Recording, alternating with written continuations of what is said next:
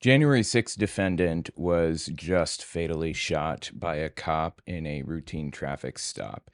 I'm not going to show anything graphic, so you guys don't have to worry about that. But I wanted to show you kind of the interaction leading up to the incident. Just give this a listen. The reason I'm pulling yours for 70 and a 55. Any reason for going that fast today? Sir, I was just keeping up with traffic. Okay, fair enough. You got your license and registration on you? Can I put in parks? Yeah. Super cordial, seems to know how to interact with police. Surprised to find that he didn't know how to interact with police properly on January 6th. Where you coming from today? Church and my mom's cemetery. Okay. Feel like you're trying to get a little bit of sympathy with that one, right? I just want to let you know that I'm a January 6th defendant. I do find it interesting that he even mentioned the January 6th thing because it's completely irrelevant in this case. Was he trying to get sympathy? Did he think that police were going to support him more because he's a January 6th defendant? You mean? I stormed the Capitol and waiting on my pardon. I love that he describes it as storming the Capitol. Really? Yeah, and I can't really afford to get in any trouble right now. Nobody can afford to get in trouble, bro. That's why we don't break laws.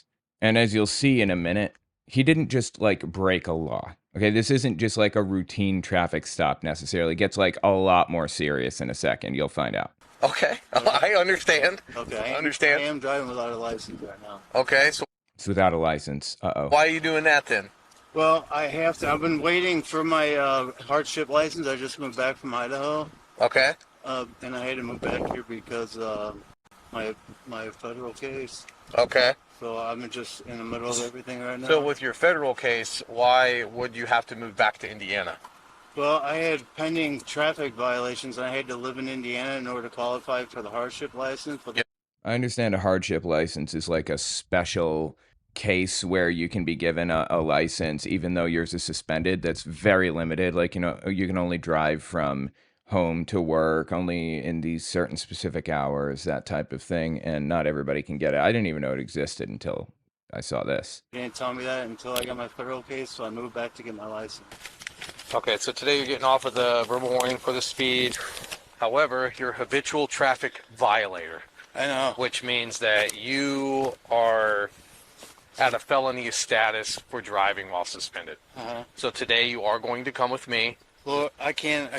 You're going to have to, okay? You're going to come with me today, all right? No, I can't go to jail for this, sir. You're going to have to come. Can I get a ride? No. Are you There's no- sure? this is I'll violate my. Just listen to I'll violate my what? What was he about to say? me, okay? Number one, it's a felony offense. There's no leeway with felonies in the state of Indiana. Now, maybe if it was a misdemeanor Look at his fingers here. Look at what his fingers are doing. in the state of Indiana. Now, maybe if it was They're shaking. He's mulling over what he's about to do. Indiana. Now, maybe if it was a misdemeanor offense, I could work something out with you, but it's not a misdemeanor. It's a felony offense. Okay? So that's why I can't work with you today with it. Okay? I understand your circumstances, but you understand that you can't drive. Okay? So your driving has resulted into this situation. Okay? Now, what I'm going to do, all right, is I'm going to put your information right here for a sec. I want you to turn around and put your hands like, don't you do it, buddy. Anyway, I'm going to pause it here. From this point forward, basically, it's blurred. The police released a blurred video, but they were wrestling for a second, and the J6 defendant says, I'm going to shoot myself. And then the cop goes, whoa, backs off, and then unloads. And there was a gun recovered in the vehicle afterward, a loaded handgun with 9mm rounds, I believe. So it was pretty clear that, the cop felt he was in danger for his life. That was probably fair. I don't feel that I don't think I blame the cop in this situation. You pull a gun at a traffic stop, you can expect what happens next. Doesn't matter what country you're in. Something that I've come to find, though, with these January 6th people is that they feel that the law does not apply to them.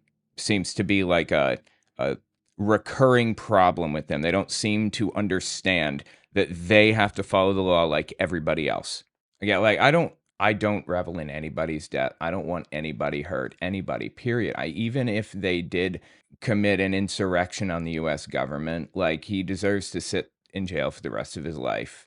I would love it if nobody got hurt, but in this one specific situation, I think pretty much everybody can agree that this was a fair response by a cop who sees a gun being raised. Who even knows if the dude was planning on it? Like, maybe he was saying that to try to, like, put the cop's guard down. Like, there are a ton of possibilities. These people are completely erratic, the January 6th people, obviously.